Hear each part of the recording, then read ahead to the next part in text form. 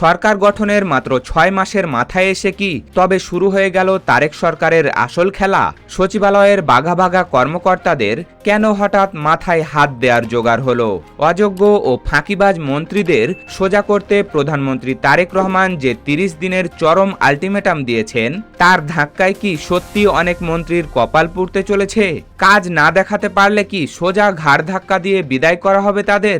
তবে এই মেগা অ্যাকশনের চেয়েও বড় বোমা ফাটতে যাচ্ছে যে জায়গায়, সেটা হলো দেশের সবচেয়ে গুরুত্বপূর্ণ স্বরাষ্ট্র মন্ত্রণালয়। কান পাতালেই কেন চারদিকে একটি নাম ভেসে আসছে, লুৎফরজামান বাবর। জিরো থেকে হিরো হয়ে অন্ধকার কারাগার থেকে মুক্ত বাতাসে ফিরে আসা এই প্রভাবশালী নেতা কি সত্যি এবার স্বরাষ্ট্র মন্ত্রণালয়ের দায়িত্ব কাঁপাতে আসছেন? বাবর যদি সত্যি এই হাই ভোল্টেজ গদিতে বসেন, তবে অপরাধী ও বর্ডার সংলগ্ন চরমপন্থীদের ভাগ্যে কি ঘটবে? আর কোন কোন ব্যর্থ মন্ত্রীদের চেয়ার এবার চরম বিপদে? এসব বিস্ফোরক প্রশ্নের আসল সত্য জানতে ভিডিওটি শেষ পর্যন্ত দেখুন।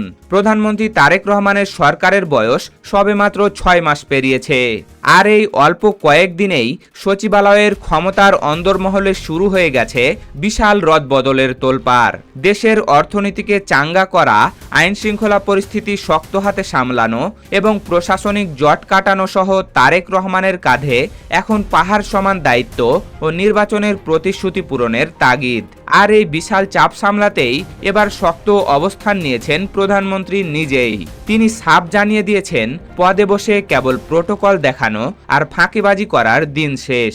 কাজ না দেখাতে পারলে পদ ছাড়তে প্রস্তুত থাকতে হবে। প্রধানমন্ত্রী নিজে প্রতিটি ফাইল ও কাজের গতি মনিটর করছেন।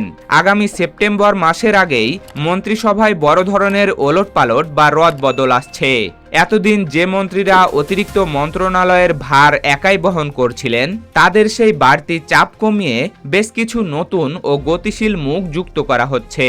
যেসব মন্ত্রণালয়ে কাজের ধীরগতি বা বেহাল দশা স্পষ্ট, যেমন শিক্ষা, কৃষি, বিদ্যুৎ ও জ্বালানি কিংবা স্থানীয় সরকার, সেসব দপ্তরের কার্যক্রমে দারুণ চটেছেন সরকার প্রধান।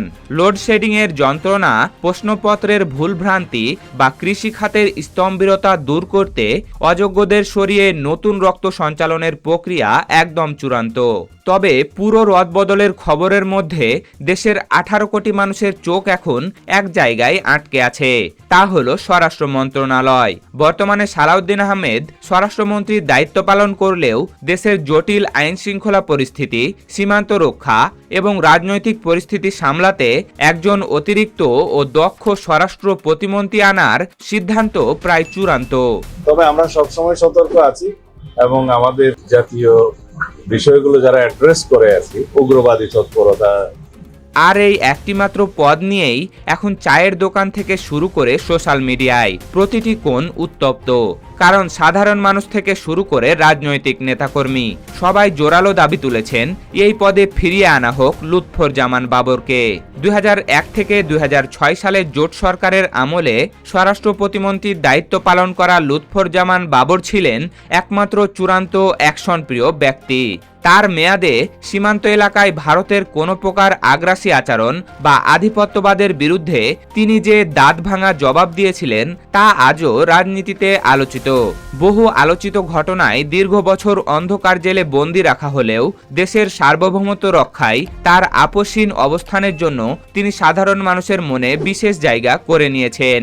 জনগণ মনে করে অপরাধীদের খেল খতম করতে এবং বর্ডারের নিরাপত্তা নিশ্চিতে বাবরের কোনো বিকল্প নেই। তবে দীর্ঘ বছরের কারাবাস আর জনসংগ্রাম লুৎফরজামান বাবরকে এক নতুন ব্যক্তিত্বে রূপান্তর করেছে। তিনি এখন রাজনীতি ও দুনিয়াদারির চেয়ে নিজেকে ধর্মপ্রাণ ও অত্যাধিক জীবনযাপনে বেশি ব্যস্ত রেখেছেন। সম্প্রতি গণমাধ্যমে দেওয়া তার আবেগঘন বক্তব্য মানুষের মন স্পর্শ করে গেছে। কেঁদে কেঁদে তিনি বলেছেন, যখন জায়নামাজে দাঁড়িয়ে আল্লাহর সিজদায় লুটিয়ে পড়ি, তখন মাথাটা আর তুলতে ইচ্ছে করে না। মনে হয় ওভাবেই চিরকাল পড়ে থাকে। জুলাই আগস্টের ছাত্র জনতার ঐতিহাসিক গণ অভ্যুত্থানের মাধ্যমে মুক্ত বাতাসে ফিরে আসার প্রসঙ্গে তিনি স্পষ্ট ও বিনম্রচিত্তে স্বীকার করেছেন যে এই ঐতিহাসিক গণবিপ্লব না হলে তার হয়তো জেলের অন্ধকার প্রকোষ্ঠেই জীবন শেষ হয়ে যেত। আজ তিনি মুক্ত বাতাসে শ্বাস নিচ্ছেন এবং জনগণের ভালোবাসায় ফিরে এসেছেন। বাবরের এই বিনম্র ও সাধারণ আচরণ সাধারণ মানুষের মনে আরও বেশি দাগ কেটেছে। রাজনৈতিক বিশ্লেষকদের মতে প্রধানমন্ত্রী তারেক রহমান যদি দেশের কোটি মানুষের এই আবেগকে সম্মান জানিয়ে বাবরকে স্বরাষ্ট্র মন্ত্রণালয়ের গুরুত্বপূর্ণ দায়িত্ব দেন, তবে তা হবে তারেক সরকারের জন্য এক বিরাট মাস্টার স্ট্রোক। এতে করে অপরাধী চক্র যেমন আতঙ্কে থাকবে, তেমনি ভারতের মনস্তাত্ত্বিক চাপ মোকাবেলা ও অভ্যন্তরীণ আইন শৃঙ্খলা রক্ষায় সরকার আরও শক্তিশালী হবে। তবে রাজনীতির সমীকরণ সবসময় কেবল জন আবেগের ওপর নির্ভর করে চলে না। প্রধানমন্ত্রী তারেক রহমান সরকার গঠনের প্রথম দিন থেকেই একটি নতুন ভিশন নিয়ে এগোচ্ছেন। তিনি চাচ্ছেন পুরনো ঐতিহ্য ও ছকের বাইরে গিয়ে তরুণ, শিক্ষিত এবং পরিচ্ছন্ন ভাবমূর্তির নতুন প্রজন্মকে মন্ত্রিসভায় যুক্ত করতে।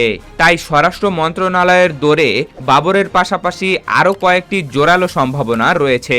১. তরুণ ও মেধা নির্ভর নেতৃত্ব। বিএনপির কোনো তরুণ ও দূরদর্শী সংসদ সদস্যকে এই হাই ভোল্টেজ মন্ত্রণালয়ে প্রতিমন্ত্রী করে বড় চমক দেওয়া হতে পারে। ২. পরীক্ষিত প্রবীণ নেতা। দলের দুর্দিনের লড়াইয়ে থাকা অন্য কোনো প্রবীণ ও কঠোর প্রশাসন ধাঁচের নেতাকে বসানো হতে পারে। ৩. জোটের শরিক দল। জাতীয় ঐক্যের খাতিরে শরিক দলগুলোর মধ্য থেকেও কাউকে এই স্পর্শকাতর দপ্তরের দায়িত্ব দেওয়া অস্বাভাবিক নয়। প্রধানমন্ত্রী তারেক রহমান ইতিমধ্যে নিজের বাড়তি প্রোটোকল কমিয়ে এনে টানা 11 ঘন্টা কাজ করার মাধ্যমে এক নতুন কাজের সংস্কৃতি তৈরি করেছেন। এখন পুরো দেশ তাকিয়ে আছে ফাঁকিবাজ মন্ত্রীদের ঘাড় ধাক্কা দিয়ে বিদায় করার পর মন্ত্রিসভাকে কতটা নিখুঁতভাবে তিনি সাজাতে পারেন। আর স্বরাষ্ট্র মন্ত্রণালয়ের এই কাঙ্ক্ষিত পাওয়ারফুল চেয়ারে শেষ পর্যন্ত লুৎফরজামান বাবর আসেন নাকি অন্য কোনো নতুন মুখ, তা দেখার জন্য আমাদের আর কিছুদিন অপেক্ষা করতেই হচ্ছে। দর্শক, 30 দিনের আলটিমেটামে অযোগ্য মন্ত্রীদের বাদ দেওয়ার সিদ্ধান্তকে আপনি কিভাবে দেখছেন?